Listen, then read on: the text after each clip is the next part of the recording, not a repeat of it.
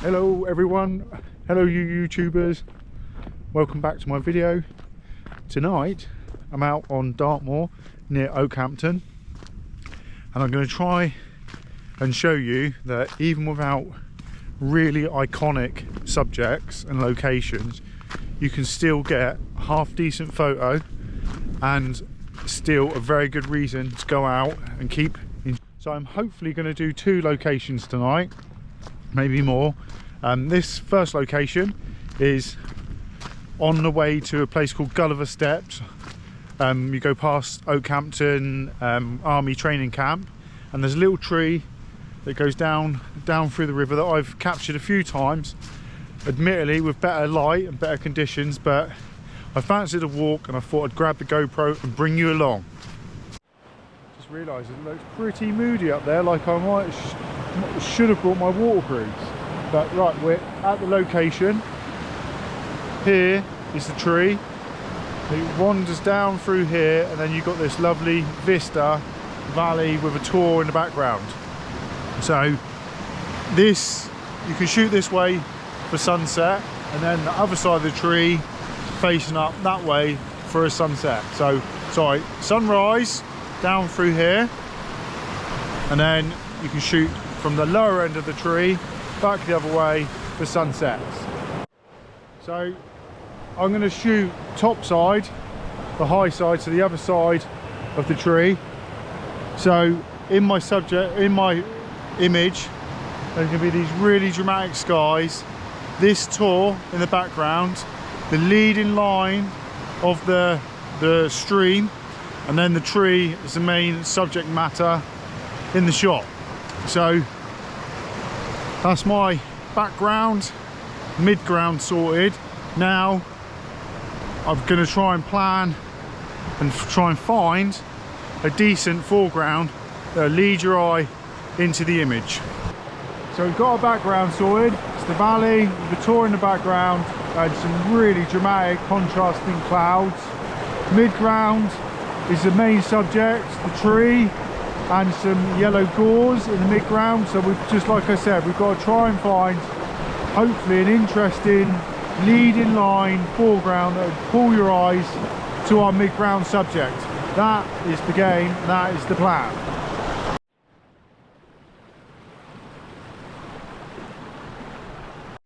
So whether you can hear me, hopefully you can. Got my first composition lined up. You can see at the back of the camera here. So I've just clipped, literally just got this grass virgin here. I don't want to get it too much because there's a bit of foliage here that's quite dead and there's no colour, so I've kept it literally, I've kept it right as a minimum so you can just see the grass, so it doesn't kind of lead your eye out of the image. So you've got a nice bit of foreground here, and then it'll lead all the way in, the leading lines from there, nice zigzag to the tree, and then obviously to the tor and that very dramatic sky. So I'm at my settings are F9, and then for the foreground I was at 1/5 of a second, obviously ISO 100. So I'm on a tripod and I want to keep the image as clean as possible. I've got my Lee's polarizer on. I should try and show you on the back of the screen now live what, on situations like this, how much the polarizer comes into play. So if I switch to live there, you can see the water rushing. That's with the polarizer kind of active as it were. And then if I turn it, you see all that glare. So we just cut that reflection out of the sky, so we just see the white water and then the darkness of the deep water underneath. So in situations like this, I think the polarizer really brings value to the desired shot. It gets rid of all that reflection and just has the white water and the details of the deep dark water and the colour, if there was any colour in there. It would just bring that saturation out and you could be able to see the bottom of the riverbed. So I'll do a photo of with and without so you can really see what the polarizer brings to give you that creative choice that you want.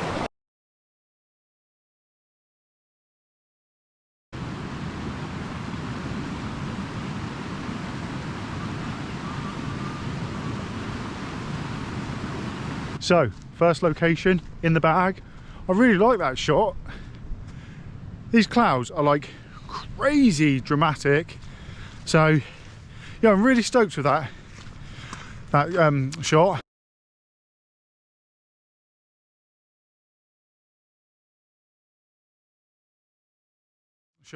I must admit, that is a composition that I've got a few times. Got some cracking shots there with the same composition, just different weather conditions.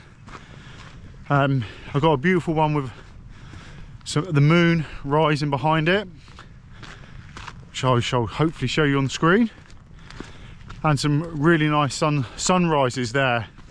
It's brilliant. The sun comes up over here, so I've had some cracking shots before the sun comes up with the skies uplit, and there's no one here. It's literally down here, as you can see, the little tut-tut is parked up there all by himself, and there's a few people. There's quite a long lay-by up the road there, and I can see a couple of people up on that tour, but generally it's really quiet up here, which is lovely, just how I like it. So like I said, tonight I'm literally just at the top side of Okehampton on the moor. I think it's signposted for the army camp, and you get to the army camp, turn left, and I've come straight over the cattle grid, straight over the bridge, and just followed it right up to the top of that hill. And as you can see, it's pretty epic up here. There's a little tut-tut sat here all by himself, and we're going to go to my next location, which I think is an absolute little hidden gem.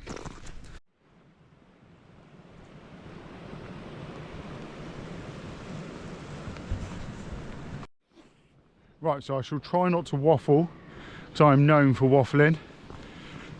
But this location up here, I come here basically, I think we're going to have some nice light, you know. We've got a really big gap on the horizon between the land and the sky. So when the sun comes down there, it might up like this. So I'm getting pretty excited about that. But what I want to say is basically I walked up this river because I always try and not always, but try and think about the images, background, midground, foreground. And these two tours here in real life look really dramatic. As soon as you come up on the moor, which is there, you look right and you cannot not notice these two tours here. So I walked along here last summer, I think it was, maybe the summer before. Just walked up, there's this little stream that runs all the way up to these tours. So, look at that. Oh, it could be doing it. We could get some light here. So I walked up through here trying to get really strong foreground, maybe like an S-curve in this little river with these two tours as the background. Look at these clouds. Look at these clouds. I don't want to get too excited. Even if it stays like this, I think that them clouds will make an epic picture. So yeah, I walked up through here really trying to scope out right next to the river, trying to scope for the foreground interest, and this is what I found are the best opportunities all the way along this river, in my opinion. So in a nutshell, I think that when you get to a location, the more beautiful and famous or picturesque the place is, it's even easier to get caught by the actual beauty of the whole scene and not think about what makes a good image when you've left and you're showing it or exhibiting it, or just for your social medias or just for your own personal enjoyment. I think it's always good to try and think about that foreground, midground, background. Foreground, leading lines, the rule of thirds, like a beautiful blend of all of them. They'll pull the viewer's eye in and they just want to look at it and enjoy that visual story of the image and the composition. So we've reached the location of where I shoot, which I think is really nice. This light, I'm gonna have to get set up because I think it's gonna go off. But this is a composition. I try and keep this in the foreground, this bush, and a slight leading line like this S-curve or curve in to them two tours there. I shoot vertical. I mean, I've tried to come around here before and I think it's just too strong. It leads you out and then back in. Oh, look at this. I've got to get set up. Look at this. Look at this golden line. Look at this. So you see my composition.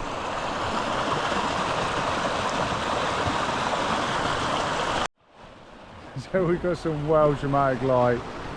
If you can see this, we've got some beautiful light here and then beautiful light just stroking through this valley. Oh, it's just raking onto the hills over there. It is some, well, really nice side light. And literally not even a minute, 30 seconds, and it's just gone pretty flat right across the scene. It might come out again, but there's a really big bank of cloud coming over here.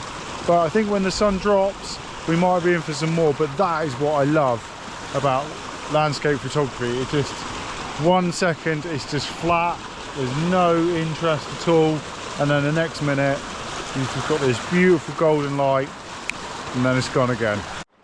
So in true British fashion, 1 second we had some beautiful golden, well, we went from flat to golden light to rain. So yeah, you can't beat England sometimes. So this shot, I've come down lower and closer to the river.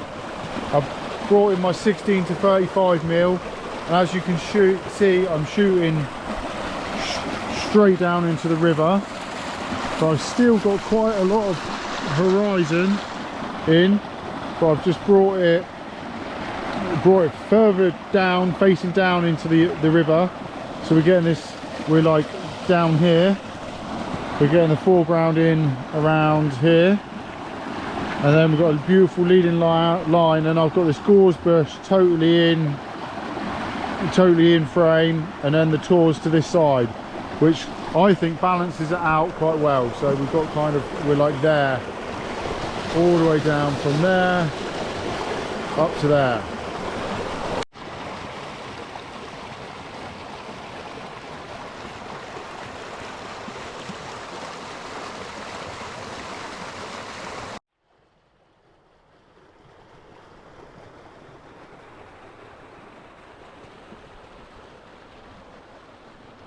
So we've got some colour over here, the sun is setting over there, we're starting to get the faintest little wisps of colour in these clouds, so like over here and a little bit over here, and then obviously the colour there. So I'm hoping if that sky there could be underlit, that would be amazing, but I don't know whether it's going to. We shall see.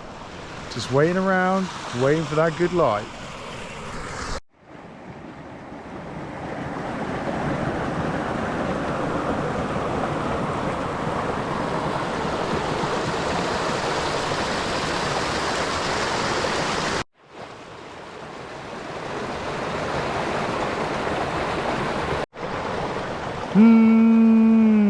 Little bit frustrated. Camera, my point of view, no colour, but something tells me over on Sunsetville. Over on Sunsetville and towards the coast is getting a real colour. I don't know whether the GoPro is picking that up, but that is red, like red. But there's a little bit of colour like in the clear spells, but minimal. So, gotta be in it to win it. Sometimes we win, sometimes we lose, but at least I'm out enjoying it. There's no one around. I've seen a handful of people all night. So yeah, I'm not grumbling at all. It is so nice. So that's a wrap. Yeah, that light just didn't really come over here, but as you can see, dramatic, really dramatic skies. So oh, it's so nice to be out,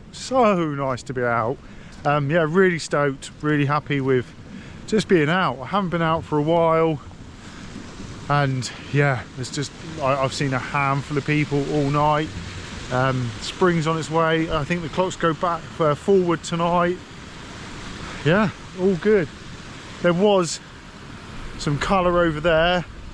It looked really red, really colourful, but it wasn't like the whole sky.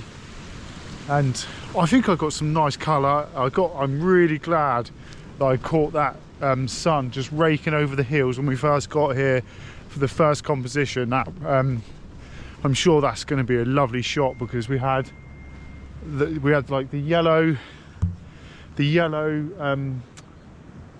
sunlight, golden sunlight raking across the ground, and then we had the yellow of the gorse bushes. So I think that would be a really nice tonal coloured image.